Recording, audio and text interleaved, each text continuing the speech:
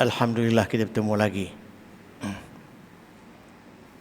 Ya, saya nak shortcut dia tajuk ni. Kita hidup ini ada dua alam kita hidup. Alam kenyataan atau alam nyata yang kita sebut alam syahadah dan alam ghaib. Apa kita sebut alam syahadah, alam kenyataan, itu yang kita tengok hari-hari lah. Rumah besar, kereta besar, kehidupan di dunia ni semua alam syahadah, kehidupan alam kenyataan, alam yang kita boleh tengok, boleh pegang, boleh rasa, boleh lihat dan boleh menikmatinya secara fizikal. Tapi ada lagi satu alam lain. Tapi terlalu banyak, boleh katakan manusia secara majoritinya hanya memuja alam nyata. Kalau yang ada berpegang pada alam ghaib pun tak sebegitu. Jadi dengan sebab itu apabila alam nyata itu menjadi pujaan, maka hidup manusia hanya berbentuk kebendaan. Makan, minum, seronok, rumah besar, kahwin banyak, pergi enjoy, pergi travel, begitu semua alam nyata tu, alam yang kita boleh nampak, boleh pegang, boleh lihat dan kita boleh nikmati sekarang. Manakala ada alam satu lagi, dia panggil alamul syahadah, alamul ghaib. Alam yang kita tak boleh tengok, tak boleh pegang, tak boleh merasa. Dan alam itu hanya kita mesti yakin, percaya. Sebagai orang Islam yang beriman kepada alam nyata ni tak begitu solid, tak begitu penting, tak begitu kuat. Tapi beriman kepada alam ghaib itu yang paling utama. Tuan-tuan tengok, Alif Lam Mim, Zalikal kitabu la raiba fihi hudal lil muttaqin. Alif Lam Mim, Tuhan yang tahu maknanya. Kitab Al-Quran ini yang tidak ada keraguan padanya. Dia kata tidak ada ragu-ragu. Kesemua yang ada dalam Quran itu tidak ada keraguan. Hudan lil muttaqin, menjadi petunjuk kepada orang yang bertakwa. Siapa dia yang bertakwa? Allazina yu'minuna bil ghaibi, iaitu orang yang percaya kepada alam ghaib. Dia tak kata orang yang percaya kepada alam syahadah.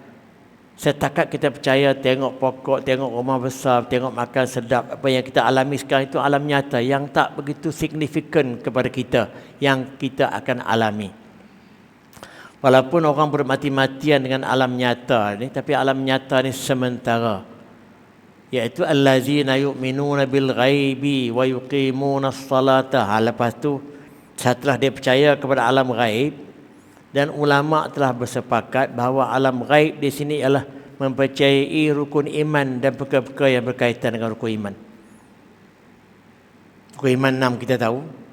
Itu alam ghaib. Dan dia buktikan keyakinannya kepada alam ghaib itu dengan mendirikan salat. Wallazina yuqimuna as-salata wa mimma razaqnahum yunfiqun. Dan apa yang telah kami berikan rezeki kepada mereka, mereka belanjakan, mengeluarkan infak, berzakat. Walaupun mengeluarkan zakat, infak itu adalah alam nyata, tapi demi untuk alam ghaib. Itu kita kena ingat. Dia berbelanja, dia mencari rezeki, dia berkahwin, tetapi demi untuk alam ghaib, bukan demi untuk alam nyata. Demi untuk syurga, neraka, untuk balasan Allah dan sebagainya. Jadi itu perbezaan dua pendirian hidup. Wa yuqimuna as-salata wa mimma razaqnahum yunfiqun wallazina yu'minuna bima unzila ilaika. Dan orang yang bertakwa ini juga yang beriman dengan apa yang diturunkan kepada engkau wahai Muhammad, iaitu beriman dengan Al-Quran. Dan banyak daripada maklumat Al-Quran ialah alam ghaib. Wa ma unzila min qablik, dan apa yang diturunkan kepada nabi-nabi sebelum kau, Taurat, Injil, Zabur dan sebagainya. Dan lepas pada itu, wa ma unzila min qablik wa bil akhirati hum yuqinun, dan mereka beriman dengan akhirat, alam ghaib. Yakin pula tu bukan sekadar percaya. Saya dah ulas dah. Berbeza yakin dengan percaya. Ramai orang percaya tapi tak yakin. Ramai orang percaya kepada seksa neraka tapi dia tak yakin, sebab tu dia tak buat baik. Sebab tu dia menyeleweng. Tapi dia takut penjara, dia takut. Dia berjuang habis-habisan untuk elak daripada penjara. Tapi dia tak begitu takut dengan neraka. Adakah ini membuktikan keyakinan atau setakat percaya tapi tak yakin? Ini perbezaan kualiti, taraf kita yakin dengan benar alam ghaib dengan kita yakin dengan alam nyata. Kita terlalu terpukau dengan alam nyata. Kita nampak penjara, kita takut.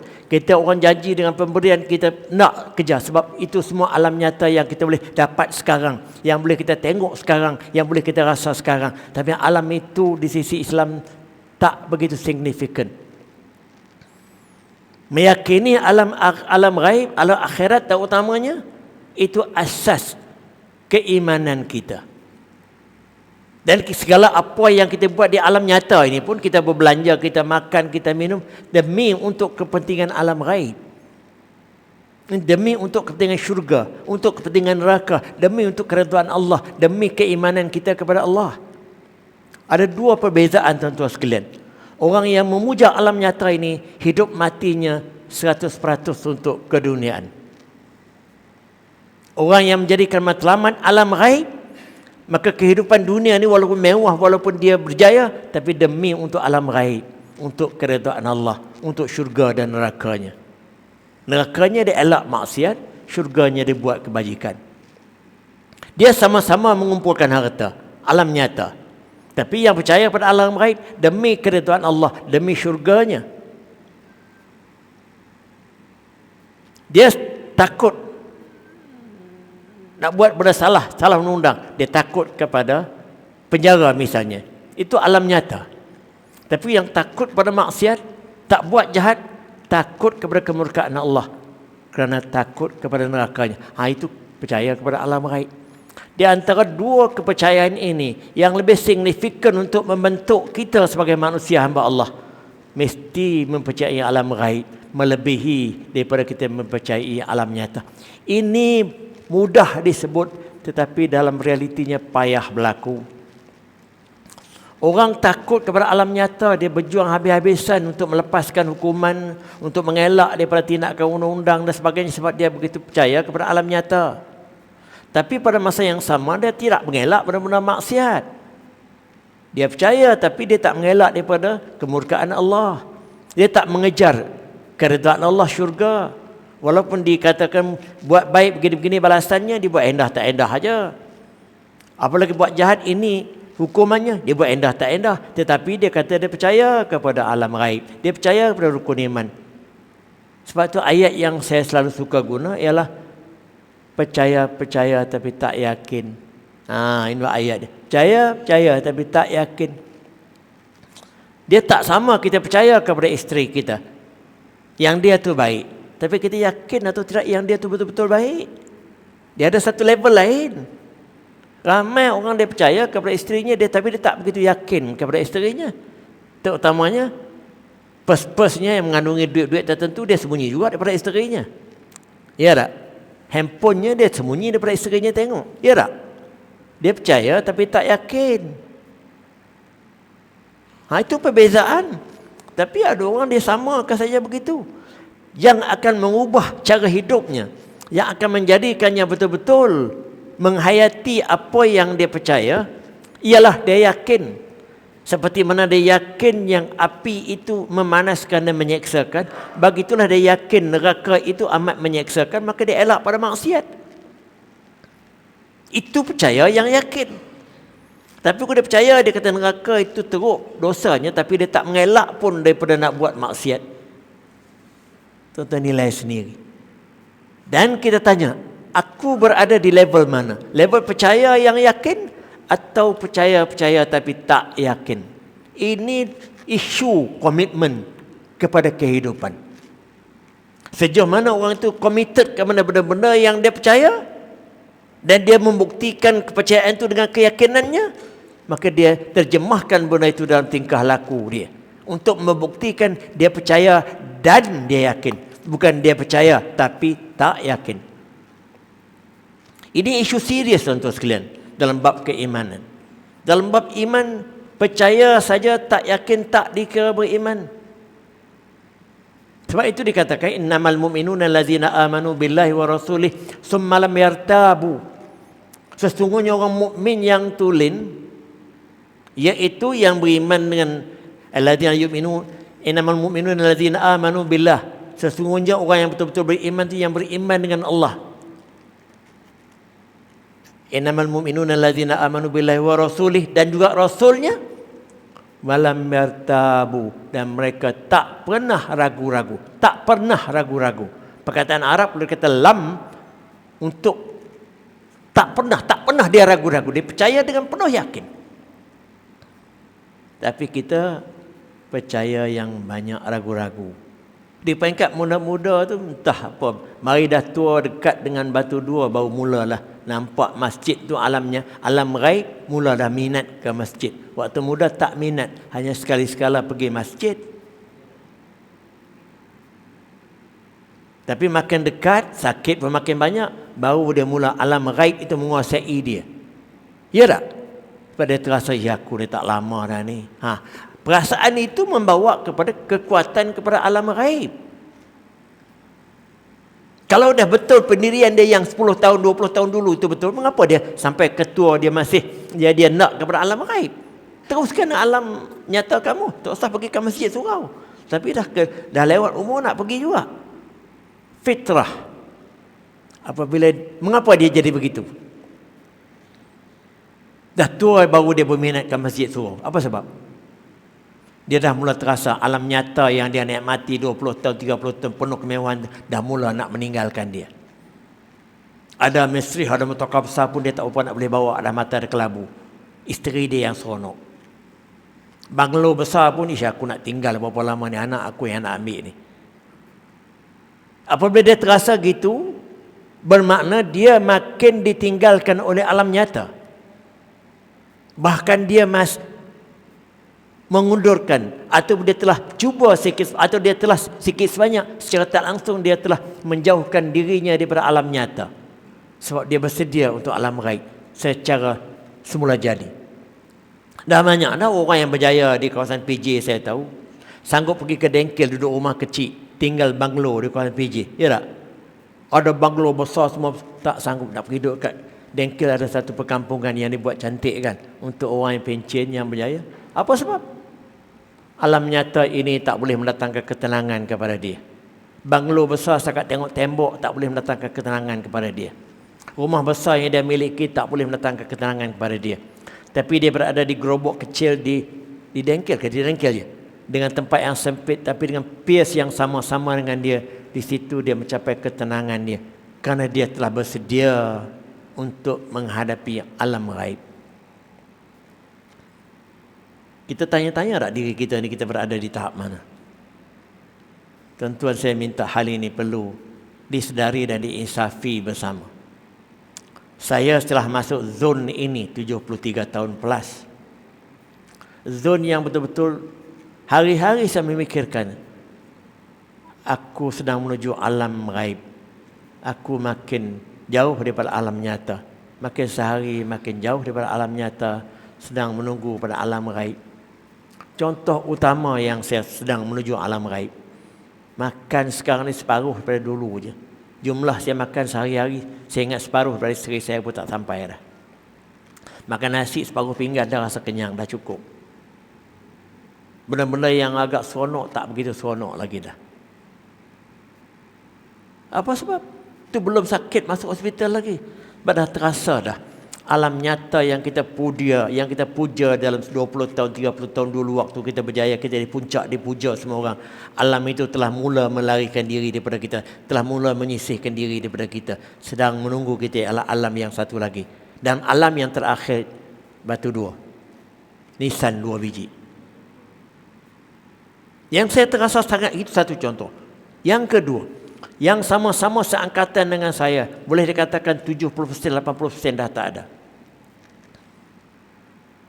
Jadi kalau dalam 10-15 tahun dulu saya pergi ke supermarket, saya pergi ke tempat-tempat jogging di tempat-tempat membeli belah. Jumpa sekarang, oh Ustaz ni Dr. Hashim, ini Profesor Hashim, ini orang ni berjumpa. Kenal semuanya. Saya tak kenal mereka, mereka kenal saya sebagai penceramah, sebagai guru dan sebagainya. Ya tak? Sebab yang sama dengan kita tu banyak, maka alam nyata itu masih menguasai kita. Tapi dalam 3 tahun terakhir ini, yang sama dengan saya dah tak ada dah. Dah kurang sangat dah. Pergi ke masjid pun dalam 250 orang, ada umur lebih daripada saya dalam 45 orang saja. Saya pergi ke supermarket, pergi ke mana-mana dengan isteri saya, orang tegur isteri saya lebih banyak daripada saya. Saya terasa pelik mula-mula, apa hal ni isteri aku mendapat sambutan lebih? Isteri saya jawab dengan lembutnya, orang yang kenal baba tak banyak dah. Tersentak saya. Mengajar saya, aku lupa realiti itu. Peratus orang yang mengenali aku, yang mengetahui aku, yang menyanjung aku dah kurang dah. Yang dengan dia lebih banyak. Maka dengan sebab itu orang dah tua-tua tak minat nak pergi supermarket. Tak minat nak pergi restoran-restoran hebat sebab orang yang sama dengan dia tak banyak. Bahkan aku dia nak makan sedap-sedap di restoran tu pun, orang lain sekeliling semua berlainan daripada dia. Bahkan dia mengganggu orang tu semua. Saya nak pergi makan kenduri sekarang ini. Makan kenduri hebat, jamuan hebat. Tapi saya takut nak berada dikelilingi oleh orang yang muda-muda pada saya. Takut saya terbatuk. Takut saya mulut saya dengan gigi pastu jatuh. Lebih baik tak payah pergi. Terlalu banyak dah alam nyata yang saya nikmati sebelum ini mula menghindarkan diri daripada saya. Jadi kalau kita tak sedar realiti ini tuan-tuan sekalian, kita terus khayal dalam kehidupan yang palsu. Sedar atau tidak? Itu satu bahan menungan, satu bahan keinsafan yang saya teringat untuk saya ulaskan. Sekian, terima kasih. Satu tajuk untuk mudah dirakam. Yang kedua, kita sedar atau tidak dalam kehidupan kita seharian ini, apa yang penting sekali. Sedar atau tidak? Cuma masih sebut pada saya satu dua. Siapa yang boleh sebut? Cubalah. Kalau kita tak tahu apa yang kita penting, kita akan buat semua, kita belasah saja. Macam makan, kita pergi restoran, penuh meja, penuh di tray, 100 tray. Semua sedap, tapi kita nak ambil yang mana? Maka proses memilih ini perlu ada kriteria dia. Kalau tidak, kita terpilih yang tak sesuai dengan badan. Akhirnya dia pilih nasi lemak, dia pilih minyak, dia pilih goreng je. Benda-benda yang datang kesihatan tak terpilih. Sebab itu pilihan ialah kita. Penyediaan makanan ialah restoran. Tapi pilihan kita tu akan menentukan siapa kita dengan memilih makanan yang betul. Begitu juga dalam keutamaan dalam hidup. Apa yang paling penting saat-saat kita hidup di muka bumi ini? Tuan-tuan sekalian, ada 3 perkara yang amat penting kita kena fikirkan. Bukan kena fikirkan, kena beramal dan berada di atas 3 perkara ini. Kegagalan kita menghayati ketiga-tiga ini, maka kuranglah degree darjah keimanan kita. Kalau tak kena, mungkin kita akan tergelincir. Yang pertama, kita mesti jaga akidah kita. Secara spesifik, tauhid kita. Iman kita. 2-3 perkataan ini di bawah satu tajuk. Jaga akidah, jaga iman, dan lebih signifikan lagi dan lebih spesifik lagi, jaga tauhid kita. Supaya betul-betul berada di atas la ilaha illallah. Tidak sedikit pun tergelincir daripada pegangan ini sepanjang masa kita hidup, selagi otak kita masih on. Walaupun kita lena, kita mesti pastikan kita lena di dalam tauhid.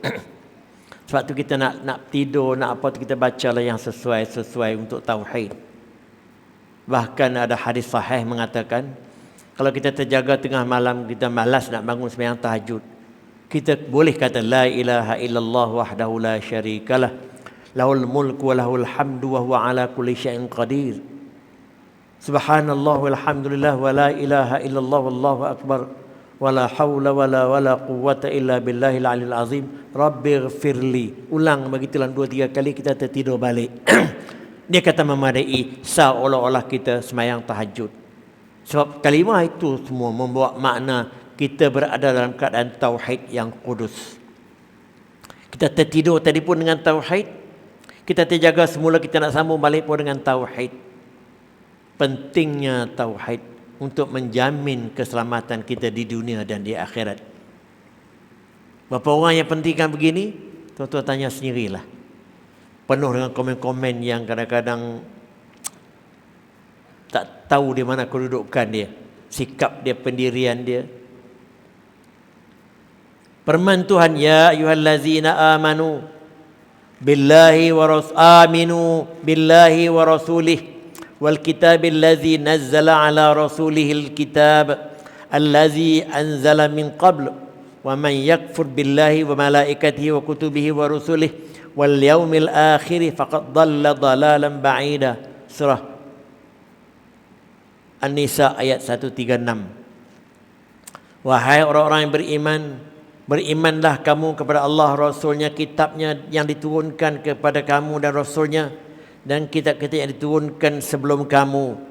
Siapa yang mengkafirkan Allah ataupun menolak Allah dan menolak para malaikatnya dan menolak para kitab-kitabnya, maka tidak beriman kepada rukun iman, menolak Rasul-Rasulnya dan menolak hari akhirat, sesungguhnya orang itu sesat, sesat-sesatnya, bahkan ialah dia kafir. Walayazubillah. Ini ayat nak confirm itu saja.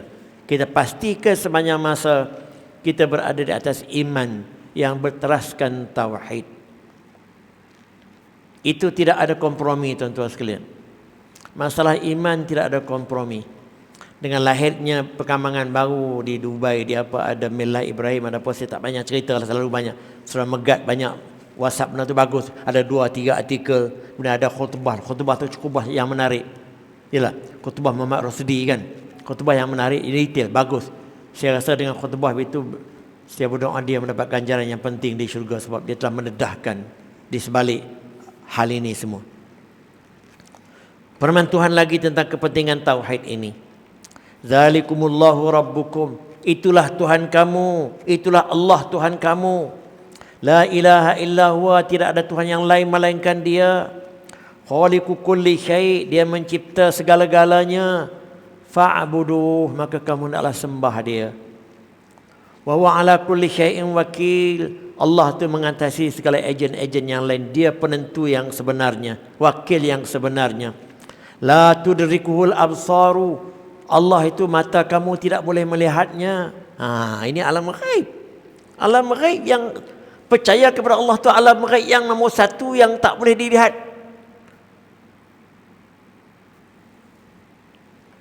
Wa huwa yudrikul absar. Tapi dia yang melihat segala perkara yang dia kita. Alam nyata yang kita lihat ni dia yang tahu. Tapi kita tak boleh nampak dia. Wa huwal latiful khabir. Dia itu maha seni dan maha bijaksana. Itu prinsip tauhid akidah yang kita mesti jaga, iaitu pokok kepercayaan alam ghaib ini ialah kita mentauhidkan Allah. Kegagalan kita mentauhidkan Allah dengan sengaja, syirik, kafir. Kalau dengan tak sengaja pun, kalau dia tak nak belajar, tak nak apa, membahayakan iman dia. Hidup kita bukan untuk alam nyata ini, tuan-tuan sekalian, tapi untuk alam ghaib. Kemudian itu perkara yang kedua. Yang pertama yang paling basic sekali, iaitu kita mesti memastikan kita berada di atas tauhid yang betul. Kalau bahasa yang besar, jaga akidah kita, jaga iman kita, particularly jaga tauhid kita. Memanglah istilah-istilah yang berkaitan dengan usuluddin ni, iman, akidah, tauhid, sifat 20, sifat mengenal Allah, berbagai-bagai ayat yang disebutkan. Tapi dalam signifikan kesemua itu ialah kita mesti memastikan kita berada dalam keadaan mentauhidkan Allah. Qul huwallahu ahad. Katakan wahai Muhammad, Allah itu satu, Allah itu tunggal, esa. Allahus samad. Allah itu tempat penumpuan yang orang bergantung kepada dia, semua makhluk bergantung kepada dia. lam yalid, dia tidak melahirkan keturunan dan anak, walam yulad, dia juga tidak dilahirkan oleh orang lain, walam yakul lahu kufuwan ahad, tidak ada sesuatu yang menyamainya. Ayat Al-Ikhlas surah Qul huwallah ini dianggap ayat tauhid yang paling ulung sekali. Sebab itu ada hadis menyebutkan, kalau sesiapa yang sembahyang sunat tak mampu nak baca yang lain-lain selepas Fatihah, ulang baca Qul huwallah setiap rakaat pun tak apa. Habis-habis sangat kita ambil rakaat yang pertama Qul ya, rakaat yang kedua Qul huwallah. Saya banyak buat begitu kalau saya sembahyang berseorangan. Saya amat tertarik dan amat terkesan dengan kedua-dua ayat ini signifikan kepada tauhid dan ibadah saya. Saya cakap betul-betul ialah itu ayat Qul huwallah. Ayat Qul ya mengenai amal ibadah kita. Qul ya ayyuhal kafirun, katakan wahai Muhammad kepada orang kafir, wahai orang kafir, la a'budu ma ta'budun, aku tak sembah apa yang kamu sembah. Wala antum a'biduna ma a'bud, kamu tak sembah apa yang aku sembah. Diulang second round, wala ana 'abidum ma 'abadtum, aku juga tidak akan sembah apa yang kamu sembah. Wala antum 'abiduna ma a'bud, dan kamu juga tak mau sembah apa yang aku sembah. Jadi kesimpulannya lakum dinukum, kamu dengan agama kamu, aku waliyadin. Lakum dinukum, kamu dengan agama kamu, waliyadin, aku dengan agama aku. Ayat yang amat jitu tentang bab iman dan bab akidah serta amal ibadah, bukan bidang untuk dikompromi, bukan bidang yang untuk diliberalkan. Tapi banyak orang, dan timbulnya berbagai-bagai perkara sekarang, agama baru sebagai Millah Ibrahim, semua ini nak menggugat hal-hal seumpama ini. Tuan-tuan tahu atau tidak sebab turun ayat Al-Kafirun ni, Qul ya ni? Sebab turun dia apa dia? Setelah Nabi berdakwah sekian-sekian tahun, Nabi ditentang hebat oleh kaum-kaum Quraisy. Akhir-akhirnya ancaman, berbagai-bagai ancaman takluk juga. Mereka cuba buat deal dengan Nabi, cuba buat pakat dengan Nabi. Wahai Muhammad, boleh tak kita berbincang? Iaitu apa dia? Engkau sembah Tuhan kami 1 tahun, kami sembah Tuhan kau 1 tahun. Immediately turun ayat Qul ya. Immediately dengan peristiwa ini turun ayat itu. Apa maknanya? Maknanya benar-benar berkompromi ni, kamu boleh kompromi di segi-segi lain.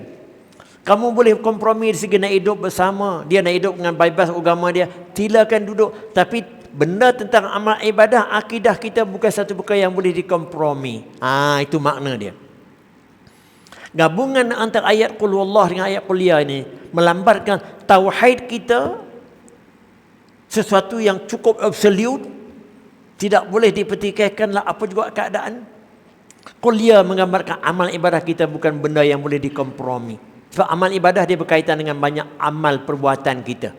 Kita nak sembah, kita nak minta pertolongan, kita nak bergantung kepada hantu jemalang atau tidak, atau nak bergantung kepada berim dan sebagainya, macam-macam. Itu berkaitan dengan amal ibadah, bukan perkara yang boleh dikompromi. Mesti hanya kepada Allah saja. Iyyaka na'budu, kita sebut iyyaka na'budu itu mengesahkan Qul ya. Akan dikau saja Allah kami sembah. Macam tadi, aku tak sembah yang lain. Sebab itu perkataan iyyaka ditafsirkan oleh ulama melambangkan sebarang persembahan dan sebarang penyembahan selain daripada Allah totally rejected. Tak usah bagi alasan apa-apa lah. Sebab itu sehingga nak bertawassul pun tak boleh dengan yang lain. Nak memohon kepada yang lain pun tak boleh, tengok bentuk permohonannya. Pergantungannya bertawakal lebih-lebih lagi tak boleh. Itu iyyaka na'budu, akan dikau saja Allah kami menyembah. Apa sahaja perbuatan kita buat di dunia ni yang baik, yang selari dengan perintah Allah, dinamakan ibadah.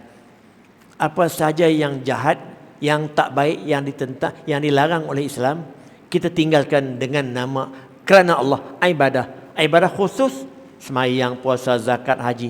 Ibadat umum segala yang baik yang kita buat demi kerana patuh kita perintah Allah. Segala yang jahat yang kita Tak buat demi mematuhi larangannya, kesemua itu ibadah. Dan benda-benda begini bukan bahan yang boleh kita kompromi.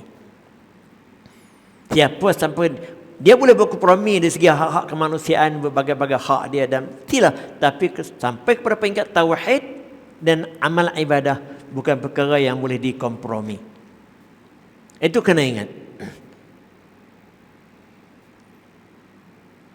Tuhan sebut wa'budullaha wa la tusyriku bihi syai'a. Hendaklah kamu menyembah Allah dan jangan sekali-kali kamu mensyirikkannya. Sebab itu wa iyyaka na'budu, saya dah tafsir kata ni. Wa iyyaka nasta'in, akan di kau saja kami minta pertolongan. Maknanya kita jangan minta pada yang lain, jangan bertawakal kepada yang lain, jangan bergantung pada yang lain. Walaupun pada lahirnya kita nampak kita minta kepada bos kita, isteri kita minta kepada kita, itu kita nampak pada lahirnya. Tapi pemberi yang sebenarnya ialah Allah. Lahirnya kita nampak kita minta pada seseorang, itu tak apa. Kata dia minta pertolongan, dia ambillah insurans untuk mengatakan dia bergantung kepada insurans. Dia minta kepada insurans seolah-olahnya. Tapi jangan dia bergantung insurans untuk menyelamatkan dia. Air ni kalau tak kena doktor tu, air ni tak tentu dah. Dia bergantung pada manusia. Jadi dengan sebab itu signifikan di dalam Fatihah itu tentu sekalian dua perkataan ini yang menyentuh cukup jitu konsep tauhid. Tentang iyyaka nasta'in itu konsep tauhid, sebab kita nak minta pertolongan, kita minta semua Allah. Dan konsep ibadah iyyaka na'budu.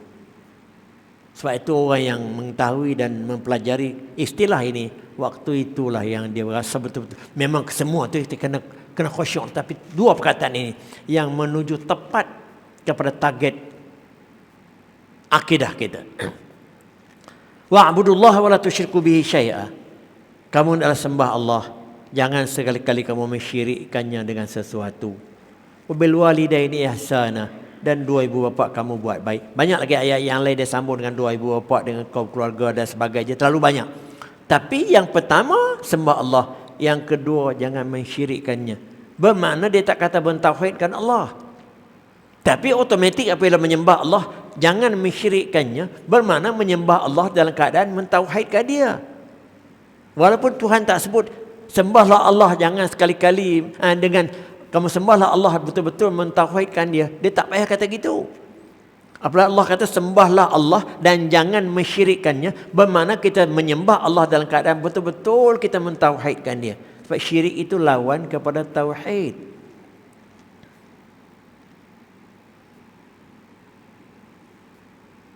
Dan perintah ini diturunkan kepada semua penganut di muka bumi ini, masuk agama-agama lain. Mereka enggan soal lain.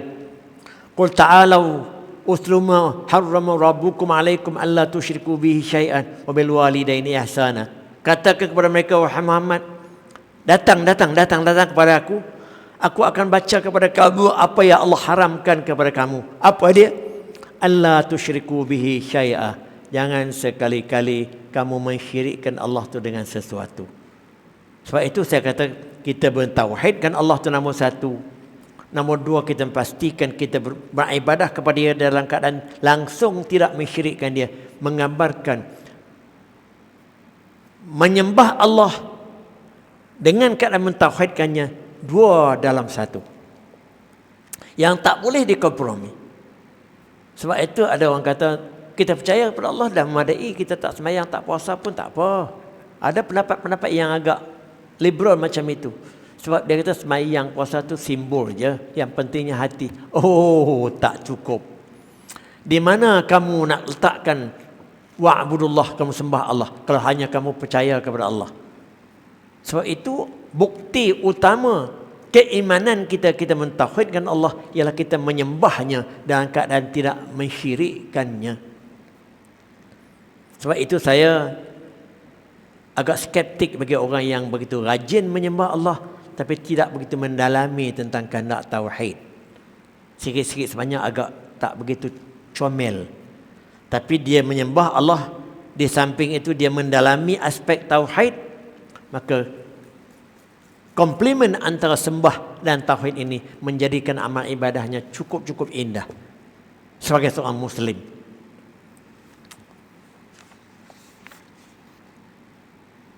Dan dalam hal mentauhidkan Allah dan jangan mensyirikkannya ini, maka musuh utama kepada tauhid ialah syirik. Ini satu perkara lagi yang sedang mengancam kita zaman moden ini. Sebab orang tak begitu ambil kisah tentang perkara-perkara yang syirik. Bahkan penceramah-penceramah pun agak berhati-hati nak menguraikan masalah syirik. Sebab sensitivitinya terlalu banyak. Menyentuh pendirian seseorang, menyentuh pegangan dia, menyentuh idea-idea dia yang kadang-kadang idea liberal, idea pluralism, idea-idea yang telah difatwakan sebagai syirik. Kalau zaman dulu orang katakan ajaran sesat, puja hantu, puja, sekarang dah tak begitu ada. Datang pula syirik bentuk baru. Liberal pahaman dia, semua agama lebih kurang sama sahaja. Secularism yang melampau, yang agama, dunia. Hal ini tak terlibat dengan agama. Itu pendirian sekular yang betul-betul memisahkan agama daripada kehidupan. Ini kita nak buat sokan ni tidak ada kena-mena agama, jadi tak berbangkitlah nak pakai tutup aurat tak tutup aurat. Ada pengajar-pengajar sokan dia kata gitu. Apabila orang anjurkan perempuan tu kena bagilah, jangan bercampur sangat, pakaian dia bagi sesuai. Oh, ini bukan masjid dengan surau ustaz, ini bukan sekolah agama, ini pada mainan. Oh, ni jawab oleh orang berkenaan, orang Melayu, orang Islam tu. Nak buat macam mana? Apabila dia jawab gitu, penyokong-penyokong pula ada, cuma tuan-tuan tengok. Jadi saya amat sedih lah perkara yang macam ni. Sebab tekanan-tekanan hidup secara liberal ini telah menjadikan unsur syirik itu perkara yang tak sensitif lagi dah. Orang tak ambil kisah lagi dah. Dia semayang, puasa, kita tak tahu di mana letak semayang dan puasanya dan berbagai-bagai ibadat yang dia buat. Kalau dalam mindanya masih bergelumang ataupun terpalit dengan idea-idea atau sikap-sikap yang boleh bawa kepada syirik. Sebab kita kena pandang serius tuan-tuan. Musuh utama kepada tauhid ialah syirik. Percaya atau tidak? Syirik boleh berlaku walaupun ketika kita beribadah. Percaya atau tidak? Oh, serius tuan-tuan sekalian. Tuan-tuan tengok surah Al-Kahfi ayat yang terakhir itu. 110. Faman kana yarju liqa'a rabbih falyamal 'amalan salihan wa la yusyrik bi ibadati rabbih ahada. Ayat 110. Siapa yang nak bertemu dengan Tuhannya, makna bertemu di akhirat. Sebab dalam hadis disebutkan nikmat utama di akhirat besok bukan syurga. Nikmat utama di akhirat besok ialah kita melihat Allah. Itu hadis sahih. Jadi siapa yang nak bertemu dengan Tuhannya di akhirat kelak, hendaklah dia buat baik. Buat baik ni adalah amal ibadat yang diterima oleh Allah. Wala yusyrik bi ibadati rabbih ahada, dan jangan sekali-kali dia mensyirikkan ibadahnya dengan sesuatu. Dalam ayat yang ringkas ini, sehingga ibadah kita pun boleh berlaku syirik. Kalau di luar daripada ibadah tak tahulah. Ibadah pun boleh berlaku syirik. Saya dah bagi contoh beberapa kali dah. Di sini pun termasuk. Di rumahnya tak pernah solat, tapi dia pergi rumah mak mentua dia solat. Kenapa? Segan kepada mak mentua dengan bapak mentua yang ustaz dan ustazah. Di rumahnya tak ada siapa yang diseganinya. Jadi solat dengan kerana manusia, dia mensyirikkan solatnya kerana manusia. Bagi derma kerana nak dipuji, nak disanjung untuk dapat kontrak dan sebagainya. Itu semua contoh-contohnya. Saya tak payah ulang lah benda ini, bahawa dalam bab amal ibadah pun boleh berlaku syirik kalau di luar daripada amal ibadah, tuan-tuan sekalian. Dan dosa syirik dosa nombor 1. Tuhan sebut, Innallaha la yaghfiru an yushraka bihi wa yaghfiru ma duna dzalika liman yasha. Surah An-Nisa ayat 48. Allah tidak mengampunkan sama sekali sesiapa yang mensyirikkannya. Dia mengampunkan dosa-dosa lain bagi siapa yang dia hendak. Bahkan siapa yang ditakdirkan meninggal dalam keadaan syirik, dia tak sempat bertaubat, tak sempat istighfar, dia mati dalam keadaan syirik, tak bau syurga, kekal di dalam neraka. Firman Tuhan, Innahu man yusyrik billahi, sesungguhnya sesiapa yang mensyirikkan Allah, faqad harramallahu alaihil jannah, sesungguhnya Allah mengharamkan ke atasnya syurga. Mengharamkan ni maknanya orang Kedah kata tak bau syurga, tak masuk syurga dah. Wa ma'wahun nar, tempat dia bersemadi ialah neraka. Wa ma lizzalimin min ansar. Bagi orang yang zalim macam ni, untuk orang yang syirik ni, Tuhan kata bapak kepada penzalim. Sebab dia zalim kepada pencipta dia, kepada Tuhan, kerana dia menduakan Tuhan, dan dia zalim kepada dirinya, mendihumbankan ke neraka. Sebab itu inna syirka la zulmun azim. Dalam surah Luqman, syirik itu satu kezaliman yang amat besar. Al-Maidah 72. Kemudian tuan-tuan sekalian, itu yang kedua. Yang pertama iman kita, tauhid kita. Yang kedua ibadah kita.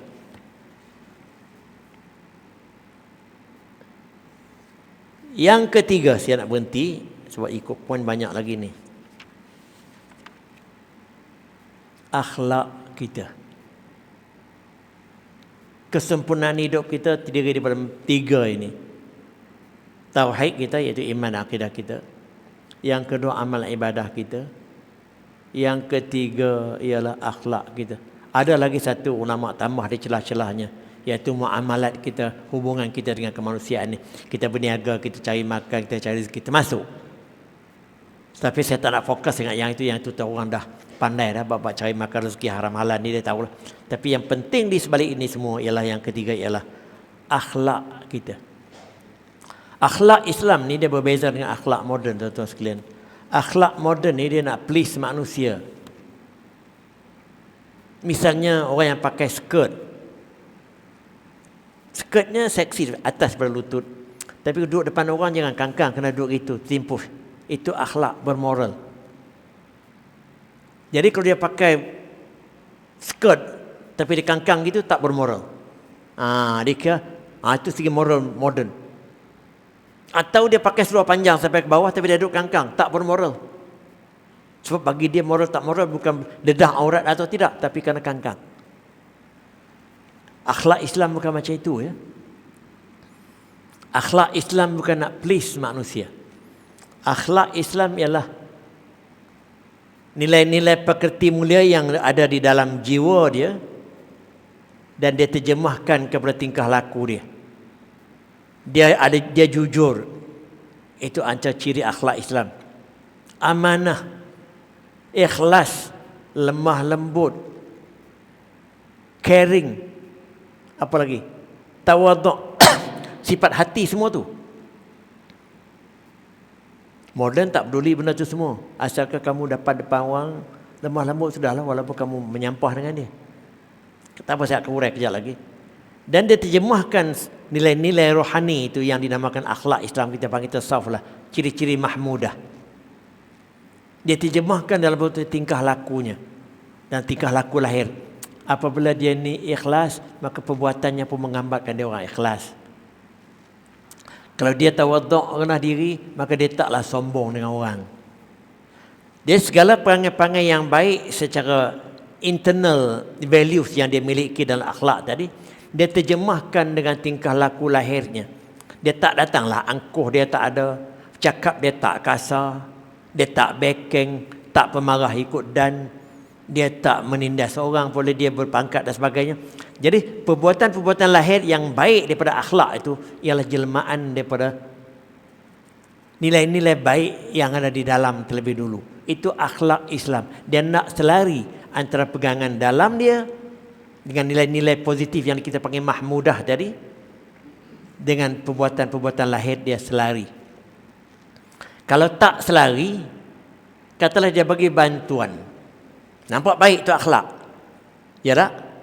Tapi tujuannya untuk dapat kontrak, maka di segi Islam tak diterima. Sebab tak selari antara perbuatan dengan hati dia. Itu dalam bab bagi bantuan. Kalau semayang lebih-lebih lagi lah. Semayang rumah mentua dia semayang, rumah dia tidak, tu lebih-lebih lagi lah. Dia munafik dengan Tuhan. Itu sifat munafik dia panggil. Perbuatan lahir nampak baik tapi hatinya tidak. Jadi Islam, dia nak selari yang hati itu dengan yang di luar. Bahkan apa yang kita buat di luar itu cetusan daripada hati. Misalnya dia berderma, cetusan daripada keinginannya untuk infak Tuhan suruh kerana Allah. Bukan dia berderma kerana manusia untuk udang di sebalik mi. Itu contoh misalnya. Kita tengok cerita-cerita dululah. Ada orang di bandar ni dia nak tackle budak-budak luar bandar, nak bawa ke pekan ni jadi pelacur. Itu saya pernah terbaca keke dululah. Maka ada orang yang berlagak sebagai Casanova pergi ke kampung. Dia tahu ke kampung tu ada 1-2 orang gadis yang lawa-lawa. Maka dia cuba tackle mak bapaknya, dia baik, dia duduk situ, dia buat baik, semua dia berbakti. Sehingga mak bapak perempuan tu dah percaya, ini baik ni, kau jadi menantu aku bagus ni. Tak? Budak ni tak ada pelajaran tinggi, mak bapak pun orang pedalaman. Akhirnya dia kata dia ikhlas ni, dia datang, dia nak cari seorang gadis nak jadikan isteri. Sebab perempuan-perempuan di bandar ni dia kata tak boleh percaya banyak. Jadi yang mak bapak perempuan ni pun nampak percaya inilah menantu yang aku nak selama ini, izinkan. Dengan 6 bulan kemudian telah menjadi pelacur di Penang, di mana-mana. Pergi kahwin di Siam. Itulah tuan-tuan sekalian. Berlakon menjadi baik tapi bukan baik. Ini akhlak yang ditolak. Tapi dalam moden tidak ada masalah. Katalah seorang dia derma masjid ni bukan kerana Allah tapi demi kontrak. Jadi juga masjid ni di samping kontrak pun dia dapat. Kalau dapatlah. Tapi kalau orang yang di segi Islam, dia bagi masjid ni dia bina tetapi 100% dengan niat dapat kontrak, maka dia bina je lah macam orang lain lah, macam Cahaya Nur Alif dan sebagainya lah. Dia bagi tetapi bukan cetusan dalam. Ini akhlak Islam yang dia nak selari di antara tingkah laku dia dengan apa yang ada di dalam. Kalau tuan-tuan tengok firman Tuhan dalam surah Al-Mu'minun ayat 1 sampai 10 tu, kalau tuan-tuan tengok. Saya akan baca ayat ni penghabisan lah ceramah saya ni, dah di ujung dah.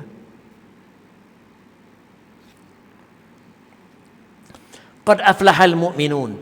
Ini ayat yang agak panjang tapi rangkuman bagaimana dalam ini akidah pun ada, iaitu iman, ibadah pun ada, akhlak pun ada. Tuhan sebutkan surah Al-Mu'minun surah yang ke-23 ayat 1 hingga 10. Qad aflahal mu'minun. Telah berjayalah orang-orang yang mukmin. Mukmin sini mukmin yang tulen, mukmin yang saya telah huraikan tadi. Pasti berjaya. Dia guna perkataan qad ini memastikan pasti telah berjaya orang-orang yang mukmin. Siapa dia orang mukmin? Allazina hum fi salatihim khashi'un. Yang mana mereka ini dalam semayangnya khusyuk. Semayang betul-betul pure, dia betul-betul serius, hanya niat kepada Allah, khusyuk. Kita tu khusyuk lah. Tidak ada niat-niat yang lain kalau boleh. Semata-mata demi inna salati wa nusuki wa mahyaya wa mamati lillahi rabbil alamin la syarikalah wa bidzalika umirtu wa ana minal muslimin. Itu berlaku betul-betul ketika ada salat. Itu ayat melambangkan ketulinan amal ibadah kita tu. Inna salati itu. Yang ketiga, wallazina hum 'anil lagwi mu'ridun. Yang mukmin yang berjaya ini juga yang menghindarkan segala benda yang lara, benda yang tak berfaedah. Ini akhlak. Jadi yang pertama tadi iman, ayat yang kedua tentang amal ibadah, salat. Ayat yang ketiga ni tentang akhlak, menghindarkan segala perangai-perangai yang tak elok. Dah ada kombinasi dah. Ayat yang ketiga dah sampai dah ada ketiga-tiga sekali. Ayat yang keempat, wallazina hum lizakati fa'ilun. Orang-orang yang berjaya ini juga, mukmin yang berjaya ini juga, yang menunaikan zakatnya. Ulama kata waktu turun ayat ni zakat belum difardukan. Jadi mereka mengatakan zakat sini ialah penyucian jiwa. Sebab perkataan Arab az-zakah itu juga maksud penyucian jiwa. Tapi ikut tafsir yang lebih besar, merangkumi kedua-dua sekali. Penyucian jiwa pun termasuk, iaitu dengan sifat-sifat yang terpuji, dan penyucian harta benda pun termasuk, iaitu mengeluarkan zakat. Jadi ayat yang keempat merangkumi akhlak dan juga amal ibadah mengeluarkan zakat. Ayat yang kelima, wallazina hum li furujihim hafizun. Orang-orang yang menghindarkan maruah seksnya, hubungan seksnya. Jaga betul-betul, tidak melakukan zina dan sebagainya. Ini akhlak yang cukup tinggi. Hukum hakam yang paling berat, tapi akhlak yang cukup tinggi menjaga hubungan seks. Sekarang ini benda ni tak menjadi kisah. Nak sabit pun rogol. Kalau setakat suka sama suka, tak salah apa-apa pun. Islam menjadikan itu asas pertimbangan. Mukmin yang berjaya. Kandungan. Lepas tu illa ala azwajihim aw ma malakat aymanuhum fa innahum ghairu malumin. Huraian kepada ayat yang kelima itu, yang keenam ini, melainkan dengan pasangan-pasangan mereka suami isteri atau perempuan-perempuan yang mereka miliki amah lah zaman dulu. Fa innahum ghairu malumin, maka orang-orang yang buat hubungan macam itu tidak dikutuk. Memanglah aku dah kahwin, orang tahu, buatlah macam mana pun, tak ada masalah. Tapi kalau tak kahwin tu dah sembunyi daripada orang lah, khalwat lah, macam-macam lah. Dunia pun tak dapat terima. Masyarakat barat pun walaupun dia anti perkahwinan, tapi kalau dia dapati orang tu menceroboh isteri orang lain, salah. Yang ketujuh, faman ibtagha wara'a zalika fa ulaika humul adun. Siapa yang melampaui batas itu, maknanya tidak peduli tentang batas-batas perkahwinan, tak peduli tentang hubungan-hubungan seks tadi, pakai lantak aja, orang-orang ini dianggap menceroboh. Mana melampaui batas, menceroboh, mana merosakkan agama. Wallazina hum li amanatihim wa ahdihim ra'un. Dan ciri mukmin yang berjaya juga yang ke-8 ini, orang-orang yang menjaga amanah dan tanggungjawabnya. Dua perkara. Amanah ni perkara yang dia terima amanah, simpanan atau dia kewajipan suami isteri, dia jaga betul-betul amanah sebagai suami. Isteri pula jaga amanah sebagai isteri. Pemimpin jaga amanah sebagai pemimpin dan lain-lain. Dia menjaga betul-betul. Wa ahdihim, dan perjanjian dia. Ulama kata ahdu itu lebih tinggi daripada amanah. Yang bertulis misalnya, kita ada perjanjian, kita kena buat begitu-gitu, aku janji misalnya. Perjanjian itu mesti ditunaikan, tak boleh ubah walaupun sedikit. Sekarang telah dibuat dengan detail benar-benar begini. Jadi nak berjaya ini yang menjaga amanah dan juga segala perjanjiannya dan tanggungjawab yang tertentu. Itu semua nilai akhlak di samping nilai amal ibadah. Yang ke-9, wallazina hum ala salawatihim yuhafizun. Orang-orang yang menjaga semayangnya yang mereka jaga. Apa beza di antara yang ke-9 ni dengan yang kedua tadi? Yang kedua tadi pun dia kata khusyuk dalam semayang. Jadi perbezaannya, kalau yang pertama tadi atau ayat yang kedua tadi, semayang yang khusyuk tadi, kualiti semayang di segi khusyuknya dan juga semata-mata kerana Allah tu elok, tulen, cantik. Tidak ada kerana-kerana yang lain, khusyuk. Tapi yang ke-9 ni, kualiti semayang dari segi memenuhi segala syarat rukunnya dengan baik. Ambil ayat semayang dengan sempurna, bacaannya pun dengan elok, dan dia menjaga segala pakaian dan lain-lain. Itu maksudnya. Apabila dirangkumkan ayat yang kedua dengan ayat yang ke-9 ini, menggambarkan semayang itulah punca penilaian seluruh amal ibadat kita, sehingga diletakkan dua kali, di awal dan di ujung. Ulaika humul warisun wallazina hum ala salatihim hayya. Ulaika humul warisun. Orang-orang yang dengan sifat-sifat ini saja, sifat yang sampai ke-9 saya sebut tadi ini, orang-orang ini saja yang akan mewarisi. Mewarisi apa? Allazina yarisuna al-firdaus hum fiha khalidun. Orang-orang ini yang akan mewarisi syurga Firdaus, syurga yang paling tinggi sekali, syurga orang semayang, orang yang beriman, dan mereka kekal di dalamnya.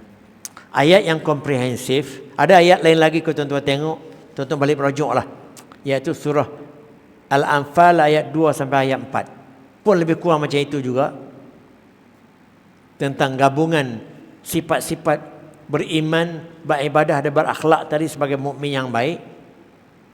Kemudian tuan-tuan boleh tengok juga surah Al-Hujurat ayat 15 pun macam itu juga. Kemudian ayat yang panjang lagi pula, surah Al-Furqan ayat 63 sampai 68, yang menceritakan ciri-ciri hamba Allah ya Rahman dengan lengkap dan detail, gabungan daripada tiga-tiga ini, iaitu gabungan daripada akidah yang mantap, imannya yang bagus dan sebagainya. Nombor 2, amal ibadahnya yang sempurna. Dan ketiga, akhlak pekertinya yang mulia. Jadi setakat itulah saja saya kata hari ini. Saya sebut secara sepintas lalu, ada 2 poin penting. Yang pertama tadi, saya telah bezakan alam nyata dengan alam ghaib. Itu penting kita sebagai orang Islam. Panjang juga tadi, saya cakap nak jadi pendahulu aja, tapi dia agak panjang. Yang kedua ni ialah senarai keutamaan yang kita mesti utamakan dalam hidup, iaitu kita pastikan iman kita, akidah kita, tauhid kita cantik. Itu satu perkara ajalah yang kita letak di bawah iman atau akidah. Yang kedua, kita pastikan Ekoran daripada iman yang baik, akidah yang baik, tauhid yang baik ialah kita mesti beribadah kepada Tuhan. Ibadah itu sebagai bukti kepada yang pertama. Maka ibadah kesempurnaannya. Dan ketiga, jelmakan pekerti orang Islam yang baik, akhlak. Dan pekerti orang Islam yang baik ialah kombinasi antara pegangan-pegangan rohani yang baik dengan sifat-sifat mahmudah. Hindarkan sifat-sifat mazmumah yang saya selalu ulang. Dan jelmakan sifat-sifat yang terpuji itu dalam bentuk tingkah laku seharian yang kita panggil perangai, akhlak dan sebagainya. Apabila kita dapat pastikan ketiga-tiga ini berjalan, insya-Allah kita menjadi insan yang saleh. Maafkan saya segala salah silap daripada saya, kekurangannya semua daripada saya. Yang benar itu daripada Allah. Saya sekadar tumpang berkongsi untuk sama-sama membela kita ni kembali kepada asas yang dikehendaki. Wabillahi taufiq hidayah. Wassalamualaikum warahmatullahi taala wabarakatuh.